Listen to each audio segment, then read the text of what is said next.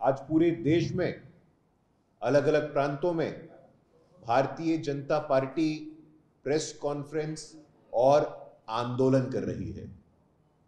हम सबको ज्ञात है किस प्रकार पश्चिम बंगाल के राजधानी में कलकत्ता के एक प्रतिष्ठित मेडिकल कॉलेज में, आरजी कर मेडिकल कॉलेज में, एक 31 वर्षीय युवती की नृशंस हत्या, दुष्कर्म का विषय हम सबके समक्ष आया है।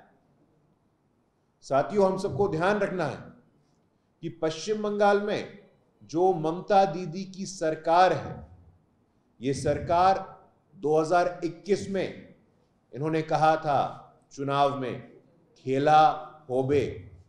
खेला होबे की परिभाषा क्या होती है, ये पश्चिम बंगाल ने भी देखा और पूरे देश ने भी देखा। खेला होबे के नाम पर लगातार पश्चिम बंगाल में हिंसा का तांडव हो रहा है। अभी कुछ ही दिनों पहले हमने देखा था कि संदेश खली में, पश्चिम बंगाल के संदेश खली में तृणमूल कांग्रेस के पदाधिकारी, कोई सामान्य कार्यकर्ता की बात नहीं है, तृणमूल कांग्रेस के पदाधिकारी शाहजहां के संरक्षण में दलित आदिवासी महिलाओं के साथ सामूहिक दुष्कर्म होता है, हत्याएं होती हैं, नरसंहार होता है और सब शांत रहते हैं। हम पूछना चाहते हैं, ये इंडी गठबंधन के जितने लोग हैं आज मौन व्रत धारण किए हुए हैं। राहुल गांधी जी, प्रियंका गांधी जी, आप हाथरस जाएंगे? भारतीय जनता पार्टी के शासन वाले क्षेत्र में यदि ऐसा दुष्कर्म होता है तो राजनीतिक अवसरवादिता का एक उदाहरण पेश करते हैं ये लोग। आज उनका असल चेहरा बेनकाब हो रहा है। आप बेटी बेटी में भेद करते हैं। पश्चिम बंगाल की बेटी कोई बेटी नहीं है क्या? जहां आपकी सरकार है, झारखंड की बेटी बेटी नहीं है क्या? हिमाचल की बेटी बेटी नहीं है क्या? हम आपसे पूछना चाहते हैं, ये राजनीतिक अवसरवादिता, सेलेक्टिव एमनीजिया, सेलेक्टिव आउटरीच का एक उदाहरण पूरे देश में, पूरे राजनीति में ये प्रस्तुत कर रहे हैं। तो साथियों, आपके माध्यम से हम ये आग्रह करना चाहते हैं कि जो पिछले दिनों से पश्चिम बंगाल की सड़कों पे हो रहा है, पूरे देश में वो एक आंदोलन का स्वरूप धारण कर रहा है। साथियों, पश्चिम बंगाल की जो सरकार आज उस पीड़िता के परिवार से मिलते जरूर है, लेकिन वो पीड़िता के संदर्भ में जो कॉलेज का प्रिंसिपल है, वो प्रिंसिपल की नियुक्ति तुरंत किसी और कॉलेज में कर दी जाती है। आखिरकार ऐसी क्या परिस्थिति है? टीएमसी की सरकार ऐसे अपराधी तत्वों को संरक्षण क्यों दे रही है? Why is the TMC government providing patronage to criminal elements? We want to ask the government. हम आंदोलन करेंगे। भारतीय जनता पार्टी के करोड़ों कार्यकर्ता उस पीड़िता परिवार के साथ मजबूती के साथ खड़े हैं। साथियों, पश्चिम बंगाल का ट्रैक रिकॉर्ड है। आज कोई पहली बार ऐसा हुआ है, ऐसा नहीं है। हम सबको स्मरण है 25 जुलाई 2021 संतरागाछी में, हावड़ा जिला में एक अधेड़ महिला श्रमिक के साथ दुष्कर्म किया गया। उसका क्या हुआ ममता दीदी? 2013 में कामदूनी सामूहिक दुष्कर्म और हत्या का मामला आया। उसका क्या हुआ ममता दीदी?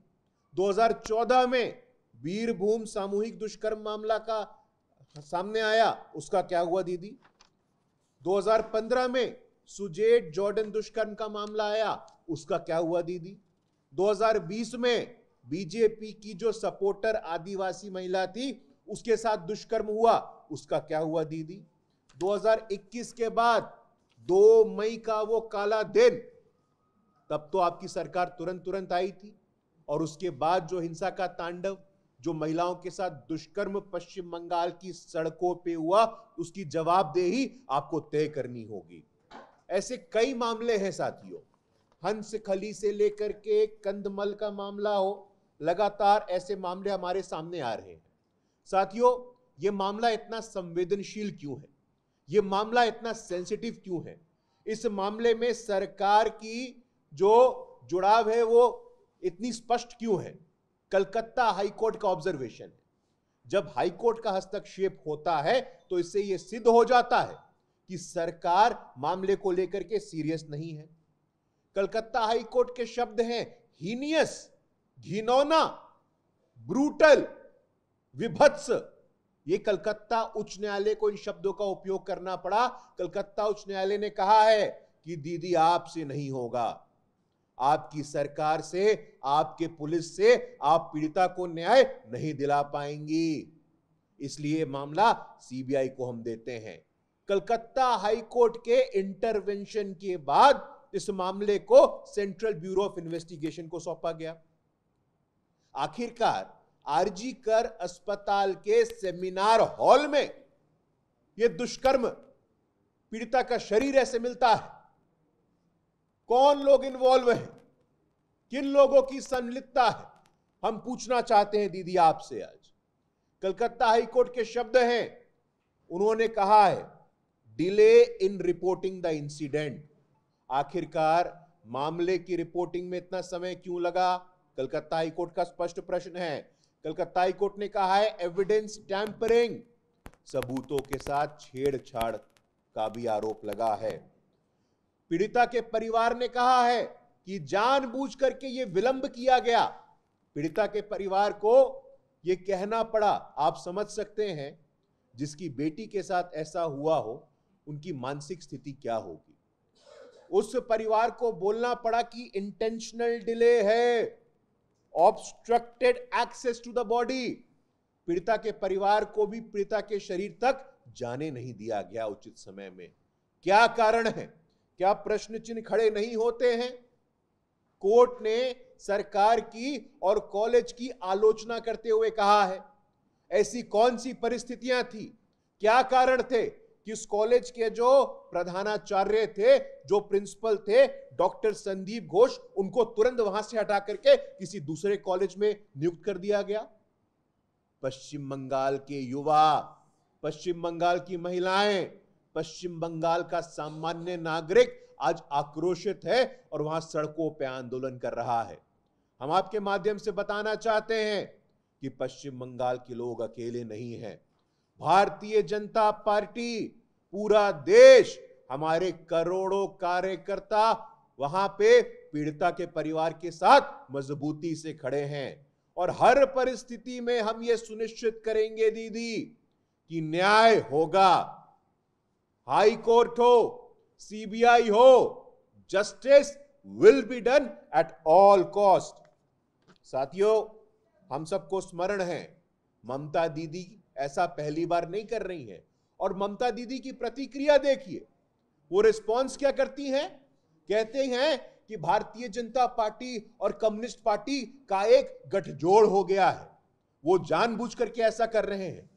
भाई हद है, पहली बार हमने ऐसा सुना कि भाई भारतीय जनता पार्टी और कम्युनिस्ट पार्टी का तो दूर दूर तक कोई संबंध नहीं है, हम तो वैचारिक रूप से एक दूसरे के प्रखर विरोधी हैं। और ममता दीदी किस फिगमेंट ऑफ इमेजिनेशन में है? ममता दीदी दिन में सपना देख रही हैं क्या?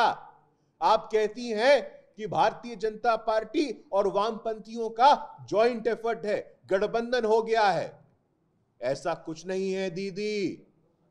आप कहती हैं कि बांग्लादेश की परिस्थितियां उत्पन्न करने का हम प्रयास कर रहे हैं।